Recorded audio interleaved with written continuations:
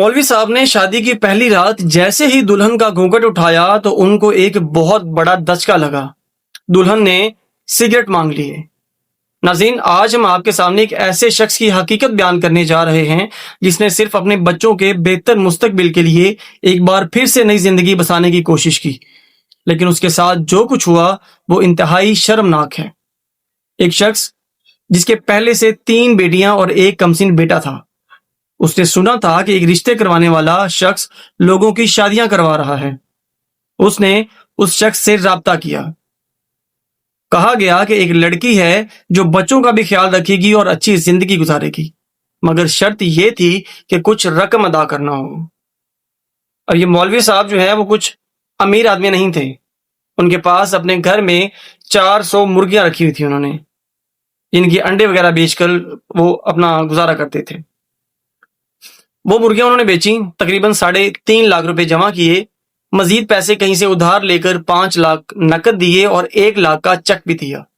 यूं उसने अपना सब कुछ लगाकर शादी की। शादी हुई, दुल्हन घर आई, मगर सिर्फ 4 दिन के लिए, और फिर एक फोन आया, उसकी वालदा आ रही हैं, 1 दिन के लिए उसे भेज दें। वो सादा दिल शख्स राजी हो गया, मगर फिर उसकी दुल्हन कभी वापस नहीं आई। दौरान मुसलसल फोन पर उनसे पैसे मांगी गई, कभी किराए के नाम पे और कभी सिगरेट के नाम पे और कभी कोई और बहाना। और यही वो लम्हा था जहां सच्चाई का पर्दा चाक हुआ और पता चला कि ना कोई असल रिश्ता था, ना कोई निकाह रजिस्टर्ड था, और ना ही वो औरत वाकई में बीवी थी, बल्कि ये एक फ्रॉड था। एक ऐसा घिनौना खेल जिसमें पहले से तैयार लड़कियां मुख्तलिफ शहरों में जाली निकाह करके मर्दों को लूटती हैं और फिर गायब हो जाती हैं। इस मजलूम शख्स ने थाने में रिपोर्ट दर्ज करवाई, मगर फ्रॉडिये लोग मुसलसल रूपोश होते हैं, कभी किसी शहर, कभी किसी किराए के मकान में और कभी किसी नए शिकार की तलाश में। और सबसे अजीबोगरीब लम्हा वो था जब पहली ही रात उस दुल्हन ने शौहर से कहा कि मुझे 2 सिगरेट ला के दो, और ऐसे अंदाज में जैसे कोई नशे का आदी हो। वो शख्स हैरान, परेशान और खौफजदा, लेकिन फिर भी उसने रिश्ते को निभाते हुए चुप की राह अख्तियार की।